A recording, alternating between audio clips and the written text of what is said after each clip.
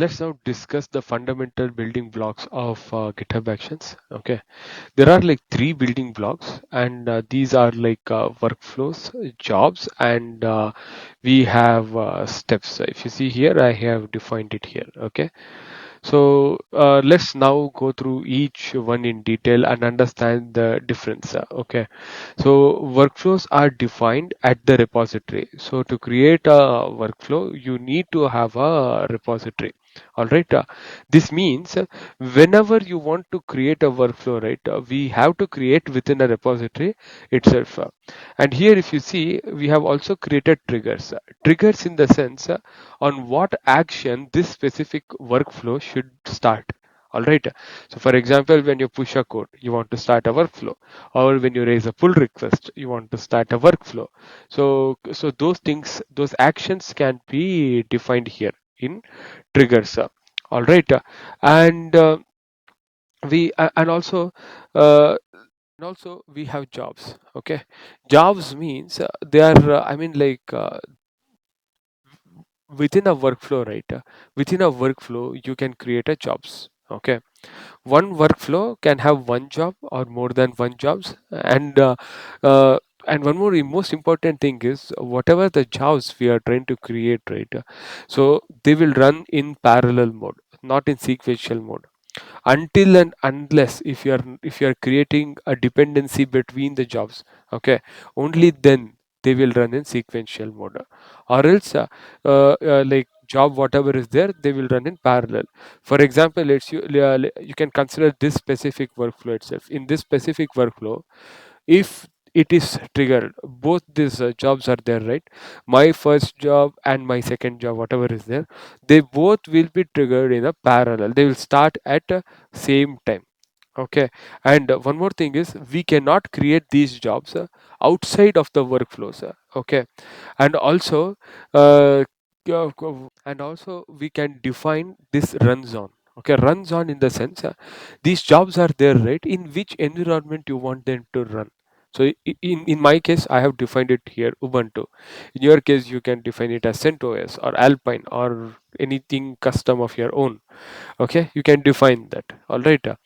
So basically, when you define runs on keyword, right, or attribute, so when this workflow will be triggered, whatever the activity, this run command, whatever it does here, right, it runs inside this specific Ubuntu latest image. So that is what runs on means. Okay, and one job can have more than one steps. They can have multiple steps, and these steps are there, right? They run in sequential order. Okay, remember, steps will run in sequential order only. So now, is there any way to make sure that steps will run in parallel way? No. If you want steps to run in parallel way, then you will have to create a separate job. In that job, you can trigger it. So now what happens is these steps, whatever is there, they will run in parallel mode. Directly, if you want to do within one single step, one single job, multiple steps in a parallel way, that is not possible. All right. And also, one more thing is that if you see here, you have GitHub Actions and GitHub Action. Okay. So now let's try to quickly discuss about that. GitHub Actions means it is the actual product itself. So whatever the CI/CD tool you see here, right? So that is what GitHub Actions means. Whereas action in the sense to do each individual task or to it's like a small um, block of code or something like that. Okay, so which helps us to do each individual task in GitHub Actions as a product, right? That is basically action. You can consider it as a piece of code that we can run as a part of a job. Okay, there or a step. So that is what action means. All right. And one more thing is instead of passing certain shell commands and all, right, we can actually pass GitHub Actions here. So in this way, it makes the your code base or your CI/CD pipelines more reusable, and you can distribute across different teams, and you can define a specific structure for others to work as well. So it becomes much more easier for a DevOps engineer to maintain and manage. Okay, so that is one of the benefit here. Okay, and one more thing is, if you are basically running these jobs, right, there is no guarantee that it will run on the same underlying virtual machine. So basically this job can run in a separate virtual machine, and this job can run in separate virtual machine. So this is something which you should keep it in mind. So yeah, this is about this is are the basic building blocks of GitHub Actions. Let's try to have a quick hands-on session. So I would highly recommend you guys to, I mean, like, create your own GitHub account, and what you can do is you can practice along with this video. So in this way you will also get some kind of hands-on experience. GitHub Actions is definitely most demanded CI/CD pipeline at the moment. Most of the companies' projects are adapting it. In later lectures, we will try to understand why they are adapting GitHub Actions, even though we have multiple tools which is already being used.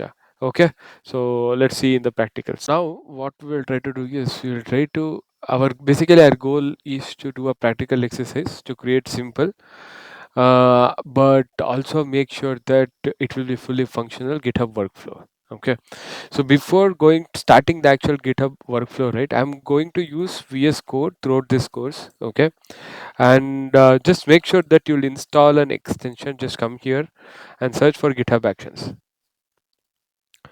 GitHub Actions, yeah. So if you see here, just try to install this specific GitHub Action extension, and we should be good. Okay, in my case I've already installed. You guys just install it if you have not installed. That's very important, because it will give you like auto complete feature, all those things.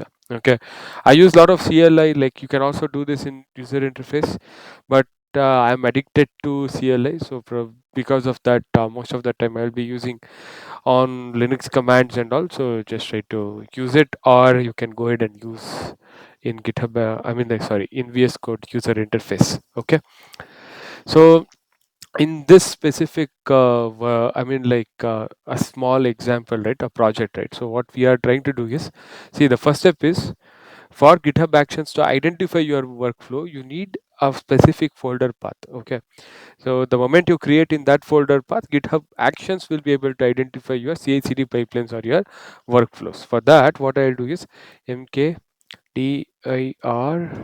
space hyphen p. So I need dot github. Okay, and slash inside this I need workflows directory. Workflows. Okay, so we have this. You have dot github. Inside this you have workflows. So inside workflows, right, so the first project what we are trying to do is, so it's related to building blocks, right. So basically for that, what I am going to do is touch 01 hyphen building hyphen blocks dot YAML. Okay, so this is something which is being used, okay, in GitHub Actions. So now let's try to build our YAML template. So by default, the first one is we need to give the name of this workflow. So that is what we are trying to do here. Name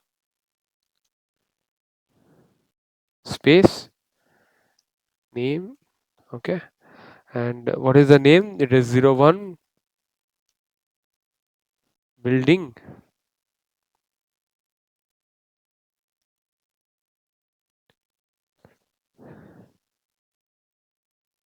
block. Okay, so now after creating this, the next step is we need to define a trigger.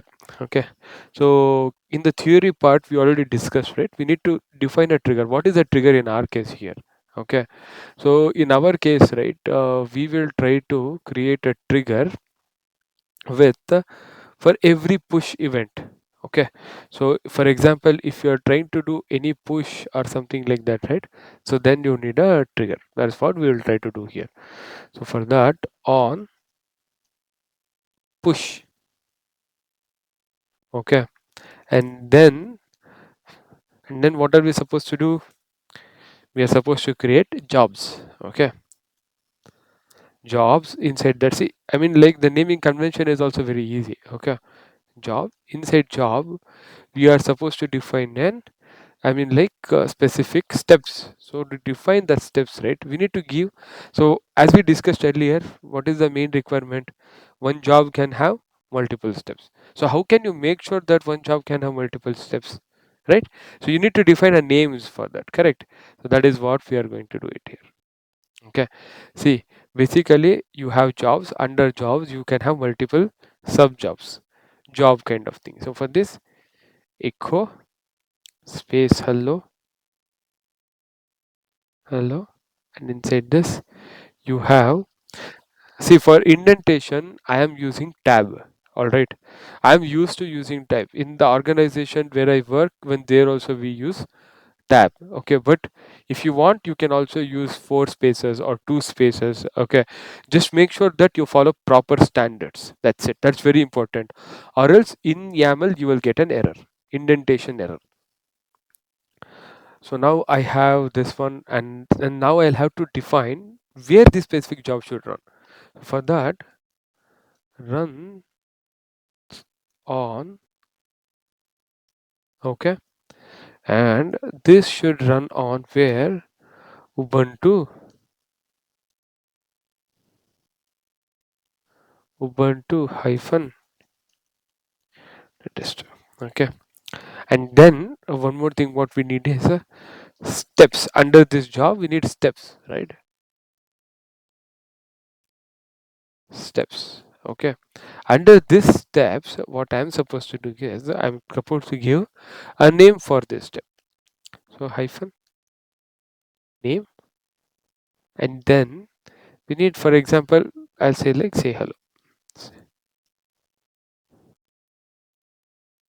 See, try to understand the concept. That's very important. Okay. Once you understand the concept, building the workflow based on your requirement is a very easy part. Okay. Now you'll have to use run. Run is a command. Okay. So you run keyword, and with, sorry, with run. So what I'm doing is we need to echo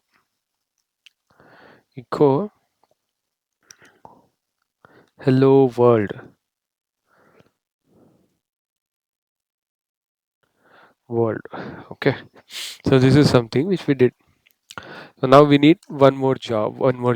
So you guys can guide me now. Okay, you can just I just hold for a second. Yeah, you can think. Okay, so easy echo, and say like goodbye. All right, and then what I'm supposed to do? So see, again you are supposed to tell you want to run on Ubuntu. Okay, runs on Ubuntu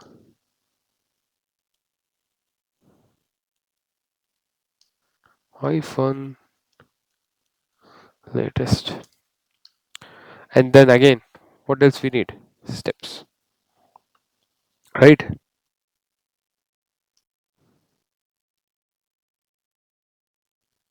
Steps, inside steps, what else we need? Have a name. Okay, so this specific step, whatever is there, let's try to make sure that forcefully it will fail. Okay, so I'll call it as failed step. Failed step. Okay, and now see, and now what I need is I want to make sure that see here, you if you keep this run a statement like this, right, you can run only one shell command. So let's assume I want to run multiple shell commands, so I cannot give it like this. So that is where there is a character called as inline characters, which is the pipe attribute. Okay, it's above your enter keyword on your keyboard. Okay, and now failed step, this, sorry, inline character, and now what we will do is we will try to echo I will fail. Okay, and then, so what is the command to forcefully fail in Linux? If I want to make sure that something will fail forcefully, what should we do? What is the command for that? Exit code 1. exit code 1. Okay, so here there is a error, so let's fix that as well. Failed step, and exit code is 1. Okay, so now we will add one more name. Okay, say goodbye. Goodbye.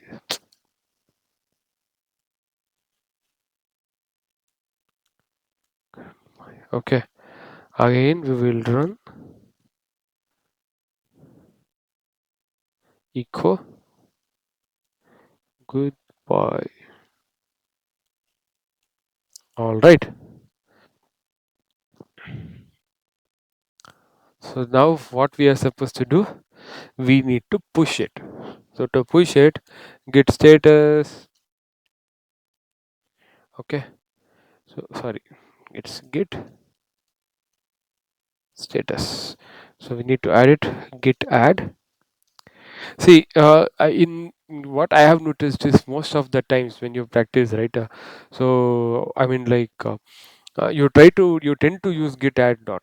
So I would highly recommend not to use that. Okay, I always try to make sure that even when you practice, right, you try to use like this. There is a reason. Okay, when you work in actual companies, right, as a DevOps engineer or as a developer, most of the times you'll working with lot of changes. Okay, on your local you might have some changes which you don't want to push it. Okay, so when you do git add dot, when you practice now git add dot, you tend to do that mistake again and again, and you will try to create lot of commits which are not necessary in your actual project work. Okay, so always make sure that you know what changes you are doing and only commit those changes which you have done. Okay, and which is necessary.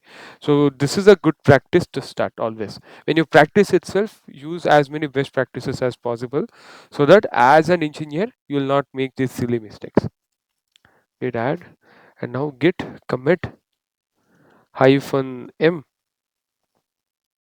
So now I need to provide the, I mean, like commit message. So what will be the message? I need to identify this 01 block. Here the first commit is regarding failed step, failed step execution, execution.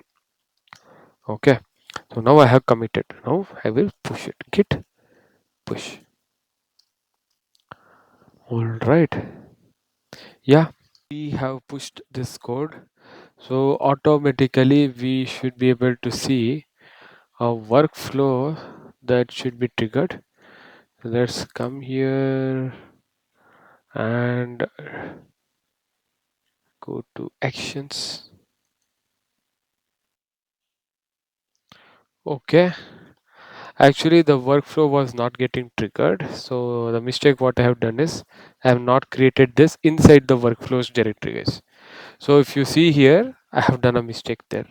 So to fix that, all I have to do is just mv01, and then I'm supposed to copy it into dot github slash workflows. Okay, see now if you see, it's there inside workflows. All right, let's re-verify it. Cd dot github workflows ls, and yes, it's there. Dot dot slash dot dot clear, and then again we will make sure that git status as git add dot, and then commit message I'll just give the same thing, git commit hyphen m and git push.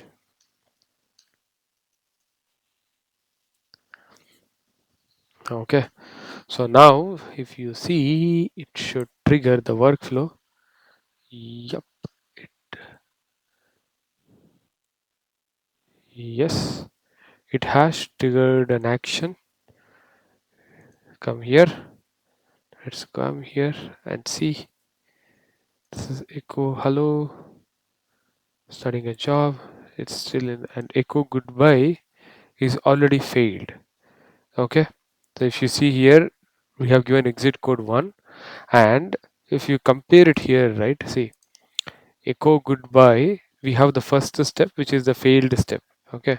So that failed step is actually failed, and after this say goodbye is there, and if you come here say goodbye, even that has also failed. This is the, I mean, like as we discussed earlier, steps run in sequential order. So because of this, even the second one, it has actually not executed. So when it has not executed and it has failed sequentially, right, if you see, you will get an icon like this means that it has failed because it has not actually executed. Okay. If you come here and echo world, so it should turn green. Actually, the moment it turns green, it means that it is successful. So but if you see here, right, we are actually requesting for this specific Ubuntu latest image from GitHub's infrastructure.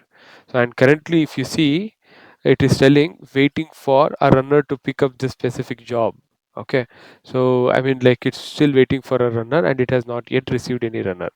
But if you see here, right, it already got a runner. Okay, this is also one of a classic example where when you have multiple jobs, right, there is no guarantee that two jobs will run on same underlying virtual machines or same infra. Okay, so it can distribute it behind the scenes. So that is what it is. Okay, so let's come here and try to refresh. And also here you will get, see here, it's already telling that the this is a failed step execution. So if it is successful, here you will not get this red color into icon. Okay, so yeah, just make sure that you are comfortable with this user interface. Okay, and one looks like it is still in progress. Okay, this might take a while. So what we will do is, in the meantime, what I'll do is we will go ahead and we will make this as 0. Okay, and instead of I will fail, let's make like I will succeed.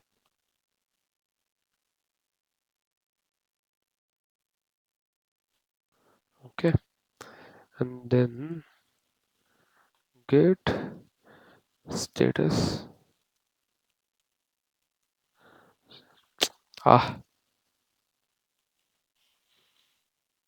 Okay, so we need to make add this one get and dot. So I'm using add dot here. You don't use it while practicing because I'm just used to it, because my brain is trained for that specific thing, so that's why.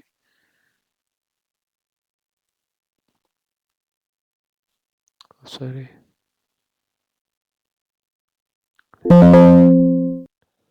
We did, and I will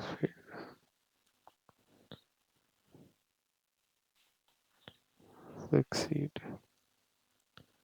0.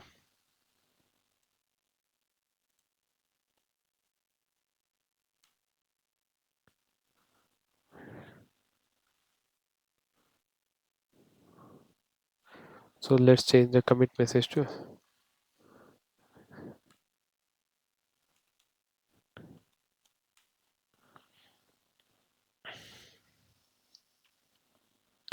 okay. Let's come here, click on actions, success steps execution. This is also in queue. There are two jobs in queue now. Okay, so echo goodbye is already succeeded. So this is how it works. Okay, and see, everything is in sequence. And now if you see, usually such kind of scenarios will not happen, but I guess people who are watching these video is lucky today. Okay, if you see here, only the first job is in queue status. Okay, if you see the latest execution, also first job is in queue, and The second job is also in queue. Okay. So now this is a question for you to find it out. All right. Just try to find it out. If you are not able to get the right answer, right, please add it in the comment section. Then I will come up with a new video explaining this concept and why it is happening. Understanding this concept is very important because when you work in larger projects, right, there is a very high probability that you will keep facing this issue, and there is a way to fix it. Okay. And I will teach you how to fix that specific way also. And also, in any if you are attending any interview, right, so they might ask, what were some of the most frequent challenges that you faced while working with GitHub Action? You can actually tell about this specific point. All right. So that's it for this specific video. I'll come up with the next topic in the next video section. Okay. Happy learning. If you like this video, please